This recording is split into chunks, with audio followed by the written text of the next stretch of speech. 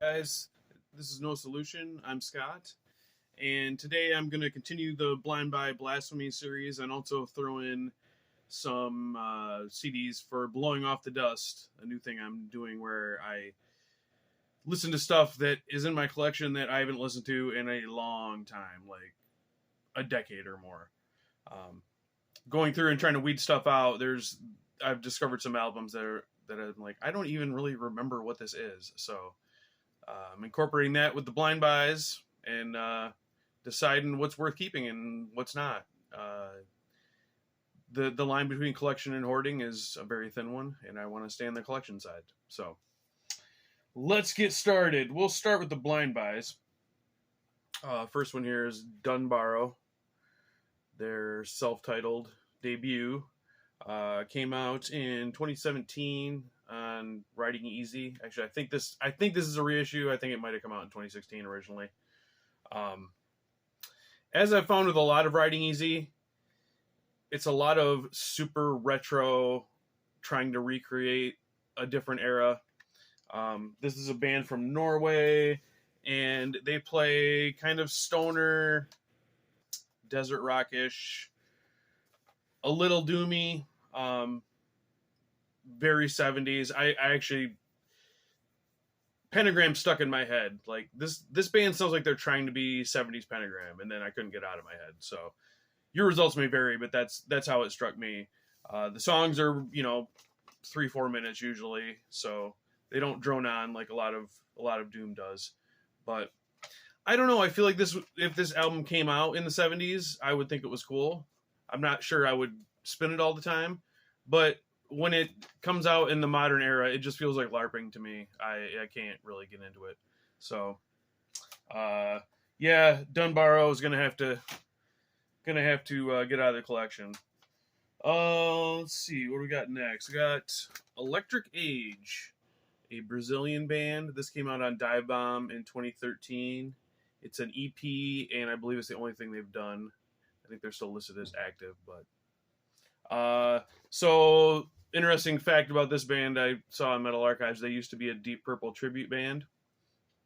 You can kind of hear it a little bit in their sound.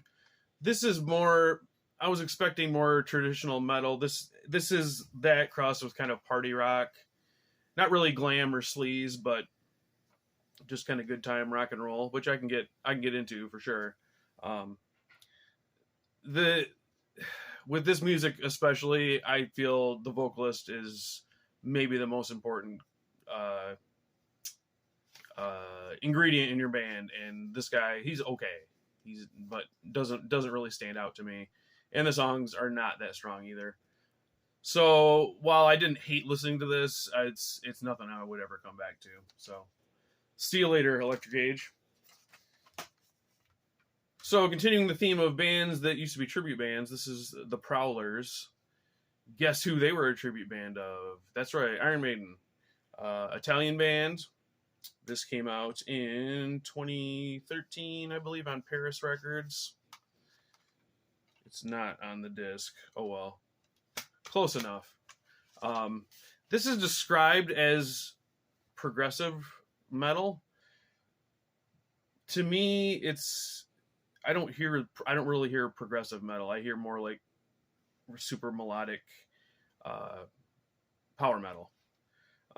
There's really, really prominent keyboards in this. Like the keyboards kind of lead the music a lot of the time. But really fun songs, great singer. It gives me the feeling of kind of Ed Guy's more hard rock stuff, or Avantasia, like after Avantasia was like super power metal-y on the Metal Opera albums, like sort of that mid-period Avantasia. So yeah, this is a really fun listen. I think you can probably find it super cheap. So if like a power metal, really melodic power metal, kind of leaning a little more towards AOR is something that would interest you, I would suggest picking up the Prowlers. I don't know if I told you the name of the album, Point of No Return. So I'll be keeping that one. And then another Italian band, Silver Lake. This is their self-titled debut on SG Records. Came out in 2010. This is also described as progressive metal, and I would agree with it this time. It's very, very much on the melodic side. It's uh, not really heavy at all, um, and not super shreddy, but just has the, I don't know, the progressive feel, if that makes any sense. Definitely European progressive sound. And forgive me if this analogy is not correct. I only have one Seventh Wonder album. I just picked one up and I really like it, but that's the kind of style it reminds me of, that kind of European progressive metal. Um, they do a cover of "Slave to the Grind" by Skid Row and totally transform it into it sounding like it's their song, which I always appreciate. Um, yeah, so Silver Lake, this is also floating around super cheap, and I think the follow up is too. So if kind of frilly melodic prog is something that you are interested in, I would say check out Silver Lake. So those are the blind buys that I decided to do in this video. Now we'll move on to forgotten things in my collection. So we'll start with a double whammy. I don't know if anyone remembers this band, Death Kids. They were kind of a sensation in like the mid to late 90s because they were literal children. The debut, Born in Hell, 1995. Got some amateurish horror type imagery there. So here's, if you can see, at the time of this recording, the drummer on over here is 12, singer and guitarist is 10, and then the bass player is their dad, that Glenn Benton looking dude. This CD really, it's a curiosity. It's not bad at all. It's a fun mid-90s US death metal album, but nothing that's gonna blow you away. I discovered this band because they're playing Milwaukee Metal Fest, and it was kind of like the talk of the fest. It's like, oh yeah, there's this death metal band. It's all little kids, and so that's where I got this. And I saw them there, and I remember thinking they had a really good performance. They do stress that the singer, who is 10 years old, there's no effects on his vocals. It's super multi-tracked, and there's screams and growls going on at the same time. So I don't know, but I remember live he pulled off a pretty convincing death metal performance. So there is that. So this kind of goes for a lot of money, so I would not spend a lot of money on this, but if you happen to see it for $1 at a pawn shop, I'd definitely pick it up. And then the follow-up, Bleeding and Praying. This is 1998. Much, much better. The songs are way more memorable. It's a little more in a groovy vein, I would say, like Internal Bleeding, Jungle Rot kind of death metal.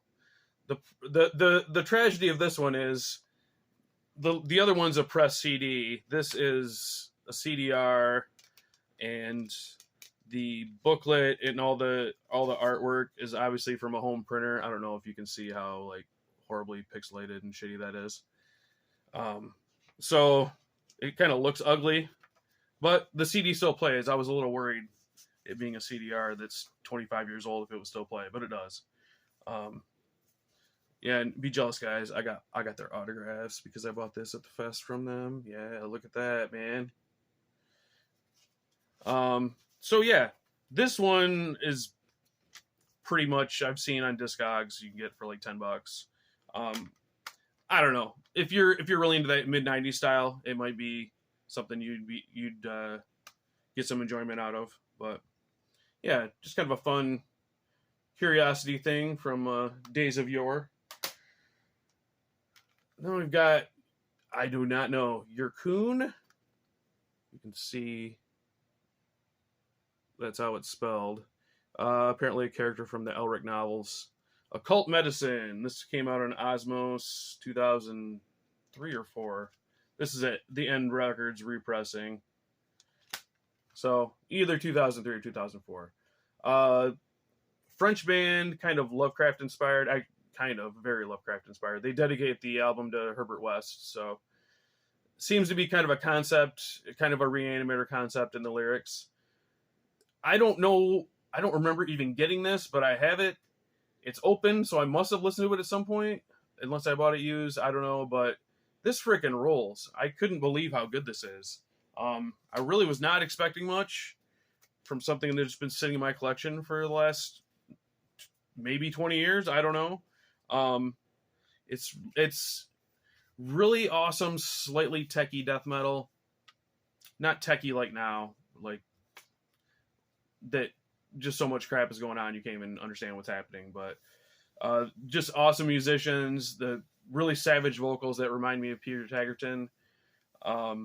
They're the occult theme. It's like a sci-fi occult theme, not like ritualistic, not like chanting and whatnot, but it really fits the music.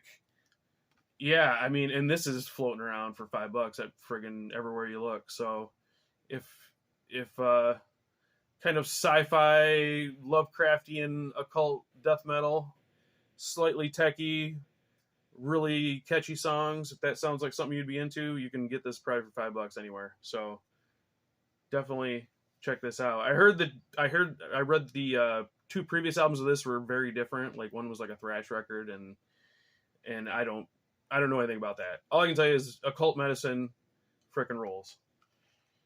And then uh-oh, guys. Don't worry. You almost saw a boobie, but I saved you. So this is Waco Jesus, the destruction of commercial scum. If you know anything about this album or Waco Jesus, you'll know this is not the real cover. And not only would I not show the real cover, I have it covered up in my collection because I don't want to look at it. It's that gross. You can look it up if you want. I would advise you don't. Yeah. So, Porno Grind, Gore Grind band. This came out in 1999 on United Guttural. Not really the kind of thing I would buy. I got this as a promo back when it came out. I used to write for Short Lived magazine. That's how I got promos in that time frame. I didn't really even remember how this sounded, and I was like, well, I can probably get rid of this. But I listened to it yesterday. It's really friggin' fun and catchy. Not really my style of music, but they took the time to craft like some cool vocal lines and cool riffs that are memorable and actually make songs, and it's not just pig squealing. And I don't know. I don't want to turn off everybody who loves brutal death metal, but to me, it's one album's the same as the next. I can't get into it. But this is fun. It's only 25 minutes, so that helps. It doesn't wear out its welcome. All the triggers on this, if you think Cannibal Corpse, hate women, don't listen to this. This is way worse. It's very disgusting and misogynistic, and so there you go. You've been warned. But yeah, probably if you're into this scene, you know this band, and if you're not into the scene, you probably don't care. But yeah, I was very surprised that I actually enjoyed it. So, all right, that's it for this time, guys. Thanks for watching, and I'll see you on the next one.